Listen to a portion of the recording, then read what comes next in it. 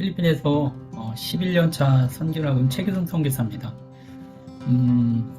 사실 제가 오늘 간증을 하기로 되었는데 어느 부분을 간증을 할까 좀 고민이 많이 됐습니다. 그래서 지금 짧은 시간 안에 어떤 간증을 한다는 게 조금 많이 힘드네요. 그래서 지금 저는 오늘 어떤 부분을 간증을 할까 하다가 이 복음의 선명도의 중요성에 대해서 제 삶 속에서 체험하고 또 성경의 복음 세미나에서 또 제가 전환점이 되었던 부분에 대해서 좀 잠시 나누기를 원합니다.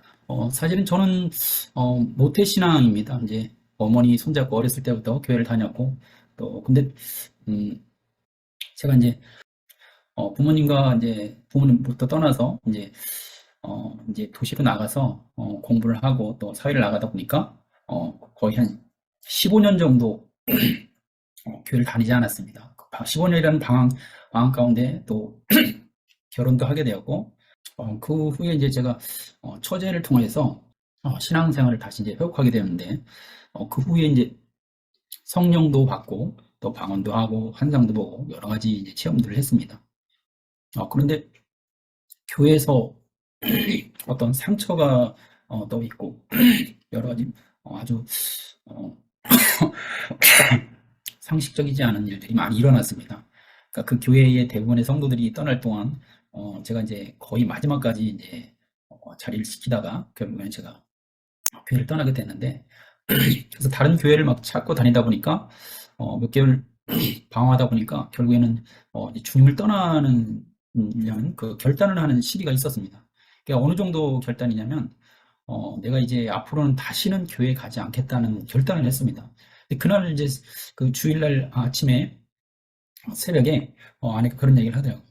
우리가 가야 할 교회를 드디어 찾았다 이 얘기를 하더라고요. 그래서 저는 이제 그래 오늘 마지막 교회에 가는 거라는 마음으로 이제 교회를 갔습니다. 근데 그날 이제 오후에 와서는 다시는 이제 교회 안 갈 테니까 당신이나 잘 다녀라. 당신 가는 거 뭐라 하지 않겠다. 이렇게 얘기를 하고 싶었습니다. 근데 그날 이제 주일 예배를 드리러 간 그 마지막이라고 생각했던 그 교회에서 지금 이제 수석 목사님을 만나면서 그날 그 메시지가 제 심장에 내려 꽂혔습니다. 그날 그 메시지의 핵심이 뭐였냐면 당신이 믿는 그동안에 당신이 믿고 왔던 그 예수가 진정한 메시아다. 예수가 진정한 그리스도라는 것이 그 메시지가 제 심장에 내려 꽂혔습니다. 근데 사실은 이 메시지가 제가 모태신앙이었고 상당히 수십 년간을 교회를 다니다 보니까 이 메시지를 제가 한두 번 들어봤겠습니까? 정말 수백 번, 수천 번도 들어봤을 텐데 그날 그 메시지가 제 심장에 내려 꽂히는 순간에 제 심장 속에 제 마음속에 있던 그 수많은 문제들과 질문들이 다 눈놀이 듯이 다 녹아내리더라는 것이죠. 진짜 그렇게 오랜 기간 교회를 다니고 성령 받고 환상도 보고 기적도 보고 그러고 났는데도 주님을 떠나려고 결단했던 제 자신을 그 결단했던 제 자신을 돌아보면서 회복한 후에 이제 돌아보는 거죠. 그 모습을 제가 깨닫고 나서 사실은 엄청난 충격이었습니다.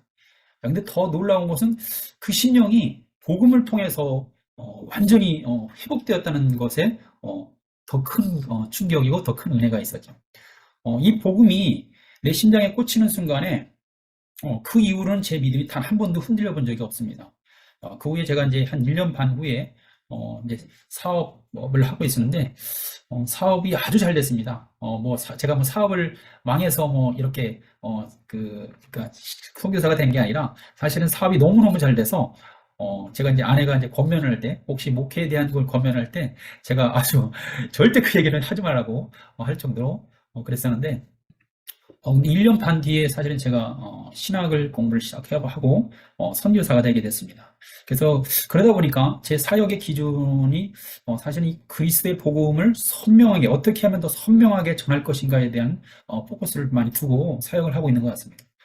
그러니까 어떻게 하면 성도들에게 복음을 더 선명하게 전할 수 있는가? 어떻게 하면 좀 더 빠르게 예수 제자화 할 수 있는가? 왜냐하면 이 복음이 선명하지 않으니까 수십 년간 교회를 다녔는데도 결국엔 제가 주님을 떠나려고 했습니다. 물론 이제 그 안에 진짜 설교 말씀이나 관련된 내용에서 모르는 내용이 어디 있겠습니까? 근데 결국에는 이 안에 진리가 없으니까 주님을 떠나려는 결단까지 했었겠죠.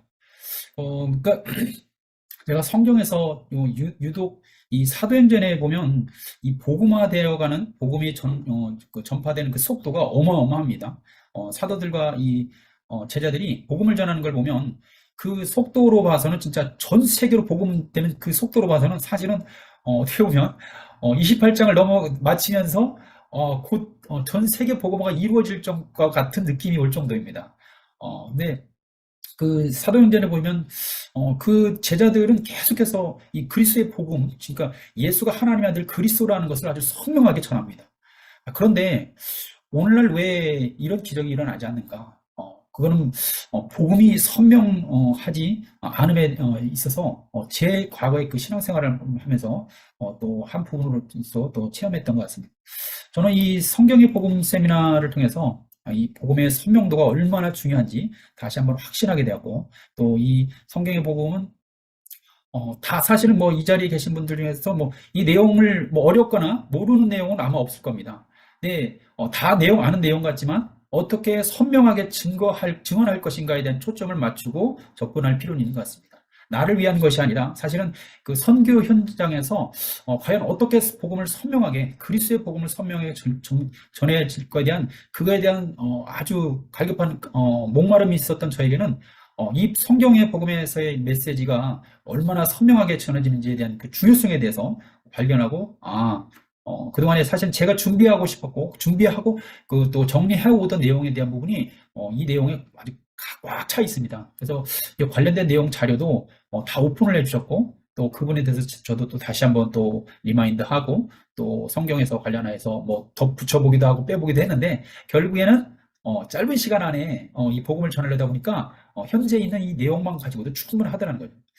자, 근데 왜 이 선명한 복음이 필요한지에 대한 부분을 저는 조금 말씀드리고 싶은 게 있습니다. 뭐냐면 오늘날 이 설교 말씀 중에 그동안에 제가 그걸 깨닫고 있으면서도 그 설교 말씀 중에 복음의 군더더기가 너무 많이 포함되어 있는 것 같습니다.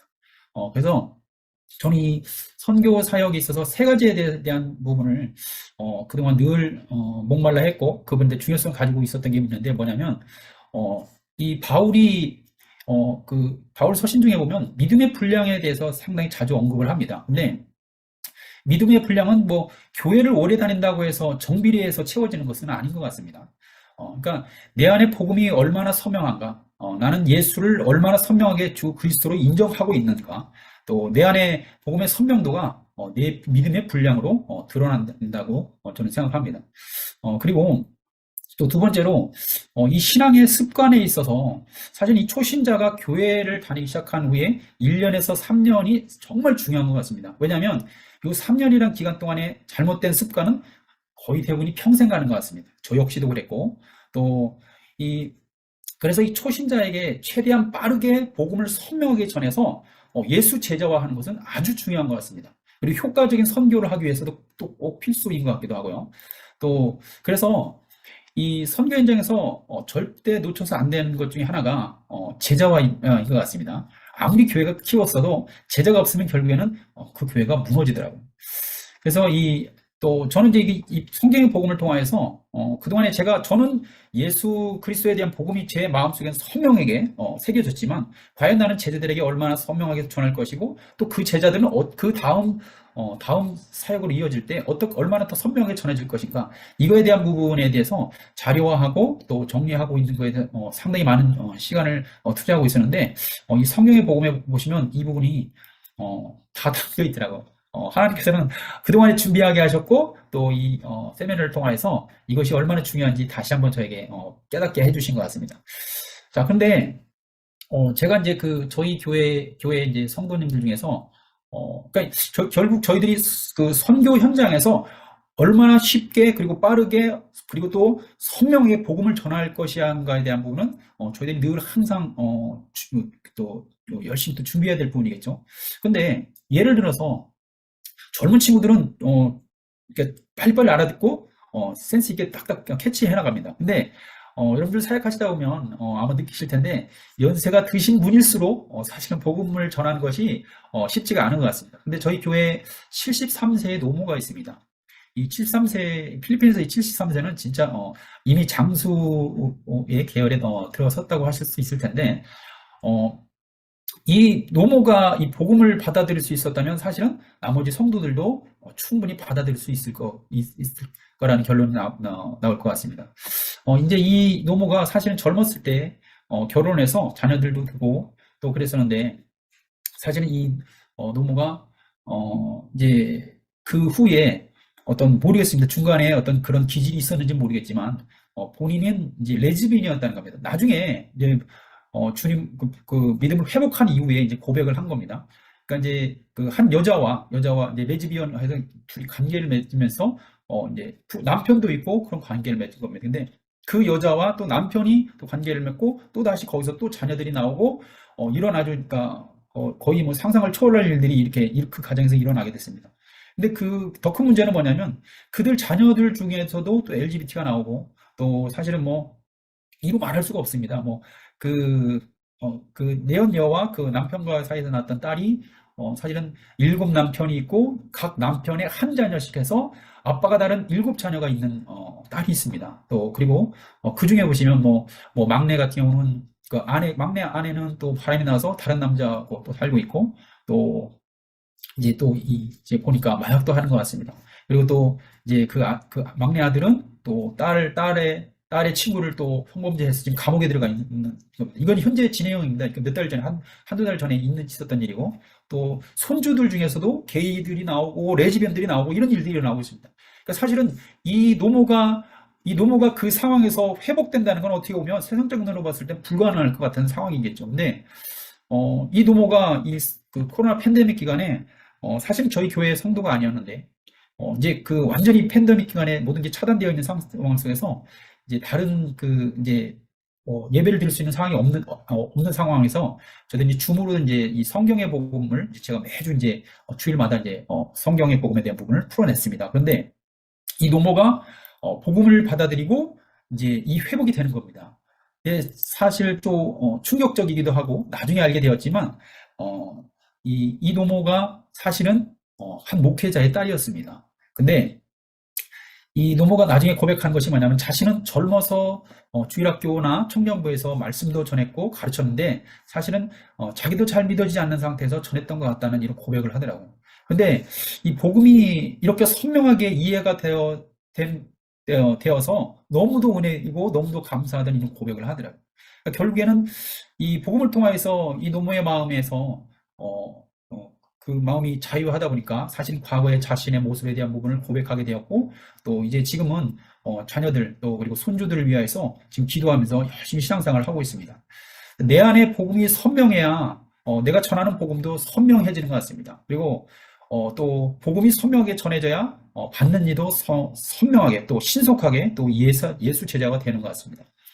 이 성경의 복음 전도 세미나를 통해서 사실은 저는 이제 제 사역의 방향이나 목적에 대한 부분이 옳게 가고 있구나 선명하게 또 다시 한번 또 더 선명해질 수 있는 시간이었던 것 같습니다. 그리고 이 성경의 복음을 통해서 사실은 저는 제 그 사역은 사실은 제자 양육에 대한 포커스를 두고 있습니다. 제자를 양육해서 세계 복음화를 미래형으로 전부 다 이 개혁이 되어 있었는데 사실은 지금 현재 교회 내에서 그리고 이 주위에서 근거리 사역지에서 있어 전도 사역뿐만이 아니라 또 현재 진행 응용으로 동시에 같이 세계 복음화를 할 수 있다는 전전교 전략도 다시 한번 리셋하는 시간이었던 것 같습니다. 그래서 저는 이 성경의 복음에 대해서 사실은 저는 12강보다 27강이 또 저 개인적으로도 그렇고 또 제자들에게도 가르치다 보면 27강을 통해서 제자들이 아주 복음에 대해서 선명하게 정리가 되는 것 같습니다.